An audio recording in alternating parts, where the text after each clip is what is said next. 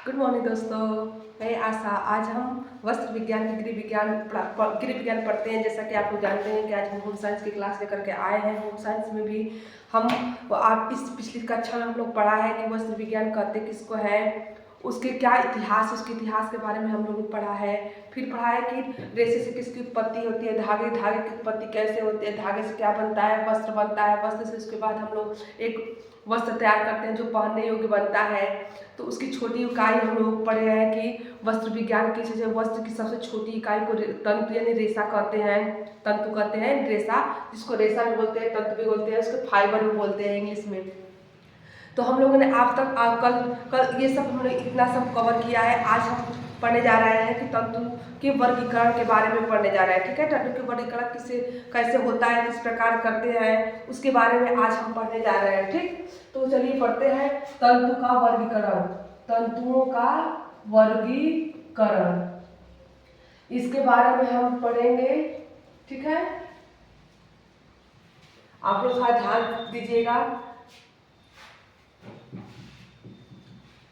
देखिए, तत्वों का वर्गीकरण जैसा कि हम लोग देख रहे हैं, तत्वों का वर्गीकरण तो दो आधार पर करते हैं। दो आधार कौन कौन सा है? एक प्राकृतिक जगत से प्राप्त तंतु होते हैं, एक कृत्रिम जगत से। प्राकृतिक तंतु कौन कौन से होते हैं? प्राकृतिक तंतु जैसे कि वे तंतु होते हैं जो प्रकृति से प्राप्त होते हैं। वे तंतु जो प्रकृति से हमें प्राप्त होते हैं, उन तंतुओं को प्राकृतिक तंतु कहते हैं। और कृत्रिम तंतु जो मानव निर्मित होते हैं, मानव के द्वारा बनाए जाते हैं, उन तंतुओं को कृत्रिम तंतु कहते हैं। जैसे कि कृत्रिम तंतु में आते हैं जैसे कृत्रिम नायलॉन हो गया, रेयान हो गया, विस्कास हो गया, और ये पॉलिस्टर हो गया, एक्रिलिक हो गया, ये सब आते हैं कृत्रिम तंतु में। प्राकृतिक तंतुओं में इस तरह से देखते हैं। प्राकृतिक तंतुओं में जैसे रेशम हो गया, ऊन हो गया, कपास हो गया, कापोक हो गया, लिनन हो गया, हेम्प हो गया, इटिसेट्रा, ये सब आते हैं प्राकृतिक तंतुओं में। तो चलिए इसको नोट करते हैं। प्राकृतिक तंतुओं का वर्गीकरण जैसे कि हमने बताया है अभी, प्राकृतिक तंतु होता है या प्राकृतिक जगत से प्राप्त तंतु। प्राकृतिक जगत से प्राप्त तंतु। दूसरा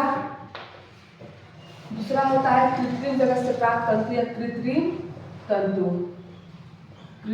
तंतु। इसी को बोलते हैं मानव निर्मित तंतु या मानव निर्मित तंतु मानव द्वारा बनाया गया, इसलिए इसको मानव निर्मित तंतु बोलते हैं। प्राकृतिक जगत से प्राप्त तंतु कौन कौन से होते हैं? प्राकृतिक जगत से प्राप्त तंतु अभी हम बताए हैं कि रेशम हुआ, लिनन हुआ, हेम्प हुआ, मनीला हुआ, बाका हुआ, कापोक, सीसर, पीना, ये सब आते हैं किसके अंतर्गत? प्राकृतिक जगत के अंतर्गत आते हैं। प्राकृतिक जगत से भी हम लोग इसको भी दो भागों में डिवाइड करते हैं, या इसके भी दो तरीके से प्राप्त होते हैं। जैसे वनस्पति जगत हुआ और प्राणी जगत हुआ। एक और भी है खनिज जगत, यानी कि टोटल मिला के तीन भागों में डिवाइड किया गया है। देखिए, पहला हुआ वनस्पति जगत से प्राप्त तंतु या वनस्पति जगत से प्राप्त तंतु। दूसरा हुआ प्राणिज जगत से प्राप्त तंतु। प्राणिज जगत से प्राप्त तंतु। तीसरा खनिज या मिनरल्स जिसको बोलते हैं। प्राणी जगत को हम और एक नाम से जानते हैं, इसको लिख सकते हैं या सेल्यूलोजिक फाइबर या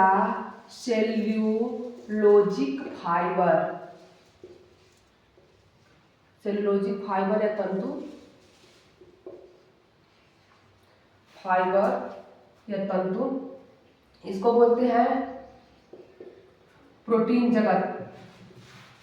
ठीक है, इसको लिखते हैं प्रोटीन जगत से प्राप्त तंतु या प्रोटीन युक्त तंतु। अब ऐसा क्यों? आप लोगों के दिमाग में चल रहा होगा ऐसा क्यों? इस सेल्यूलोजिक कैसे नाम पड़ा प्रोटीन जगत से? प्रोटीन युक्त क्यों पड़ा? सेलुलोज किसने पढ़ा? क्योंकि वनस्पति जैसे पेड़ पौधे होते हैं उसमें इस सेलुलोज नामक एक स्टार्च पाया जाता है। उस जितने भी वनस्पति जगत के प्राप्त रेशे होते हैं उसमें सेलुलोज की मात्रा ज़्यादा होती है, इसलिए उन्हें कहते हैं सेलुलोजिक या सेलुलोजिक फाइबर। ठीक है। आते हैं प्रोटीन जगत, प्राणी जगत से प्राप्त तंतु। प्रोटीन जगत इसको क्यों बोलते हैं? क्योंकि प्राणी यानी कि जीवों में या फिर प्राणियों से प्राप्त तंतुओं में प्रोटीन की मात्रा ज्यादा होती है, इसलिए इसको हम प्रोटीन युक्त फाइबर बोलते हैं, तंतु बोलते हैं। खनिज के अंतर्गत जैसे आते हैं, जैसे सोना हुआ, चांदी हुआ, और भी होता है एक एस्बेस्टास हुआ, एस्बेस्टास। ये आते हैं सब किसके अंतर्गत? खनिज के। ये खनिज है क्योंकि ये धातु होता है ना, मिनरल में क्या होता है?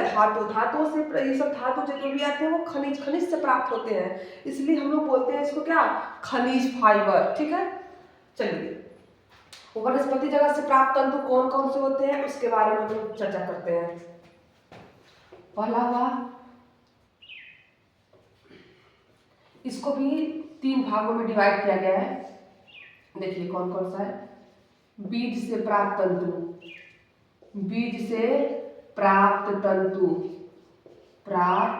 तंतु। दूसरा यहाँ पे तना से प्राप्त फाइबर या तंतु। चौथा हुआ पत्ती से प्राप्त तंतु या फाइबर, प्राप्त तंतु या फाइबर। ठीक। बीज से प्राप्त होने वाले तंतु कौन कौन से हैं इसके बारे में देखिए। बीज से प्राप्त होने वाले तंतु उसमें दो मेन होते हैं। एक होता है कापोस, दूसरा होता है कपास। कापोक और कपास ये दोनों होते हैं बीज से प्राप्त होने वाले तंतु। क्योंकि बीज के ऊपर में रेशा चिपका हुआ होता है इसलिए उसको अलग किया जाता है। तना हुआ है, तने से प्राप्त तंतु जो तने से प्राप्त होते हैं, जैसे कि लिनन हो गया, जूट हो गया, हेम, अबाका, ये सब किससे प्राप्त होते हैं? तने से। आते हैं पत्ते से प्राप्त तंतु। पत्ते से भी 2 मेन होते हैं, सीसल और पीना। ये मेन होते हैं जो जिसका हमेशा ये आए दिन पेपर्स में आते रहते हैं, टीटी पूछे जाते हैं, ये मेन होते हैं। बीज से प्राप्त तंतु कौन कौन से होते हैं? कपास, जैसे कपास, कापोक,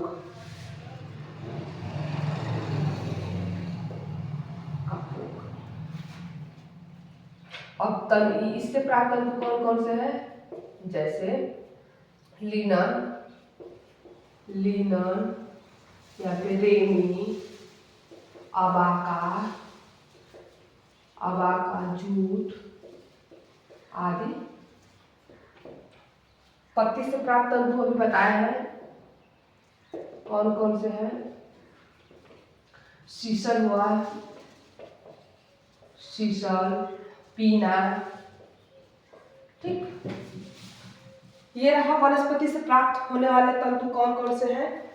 कपास, कापोक, बीज से देखिए हमने पढ़ा है कि प्राकृतिक जड़ से प्राप्त तंतु कौन कौन से होते हैं। इसे प्राकृतिक तंतुओं को भी 2-3 भागों में डिवाइड किया गया है। वनस्पति जगत से प्राप्त तंतु, प्राणी जगत से प्राप्त तंतु और खनिज। अब वनस्पति जगत को हम बोलते हैं सेलुलोजिक तंतु भी बोलते हैं, प्राणी जगत से प्राप्त तंतुओं को प्रोटीन युक्त तंतु बोलते हैं। वनस्पति जगत से प्राप्त तंतु इसको भी 3 भागों में डिवाइड किया गया है, बीज से प्राप्त तंतु, तने से प्राप्त तंतु और पत्ती से प्राप्त तंतु। बीज से प्राप्त होने वाले तंतु कपास और कापोक हमने देखा है। फिर तने से प्राप्त तंतु लिनन, रेमी, अबाका, हेम, जूट, ये सब आते हैं किससे प्राप्त? तने से प्राप्त तंतु है। पत्ती से प्राप्त तंतु सीसल, पीना। अब आते हैं प्रोटीन जगत से प्राप्त तंतु कौन कौन से होते हैं उसके बारे में देखते हैं।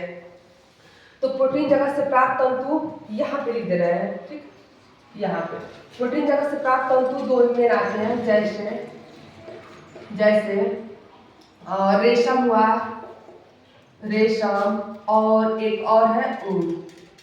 रेशम और ऊन ये 2 होते हैं प्राणी जगत या प्रोटीन जगत से प्राप्त तंतु होते हैं।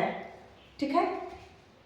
तो फिर हम लोग कल जो है अब इसके बारे में चर्चा करेंगे। अब मानव निर्मित तंतु के बारे में आप भी लिख दे रहे हैं, एक यही रह गया है। जैसे ये होता है नायलॉन, नायलॉन हुआ, एक्रिलिक हुआ, एक्रिलिक,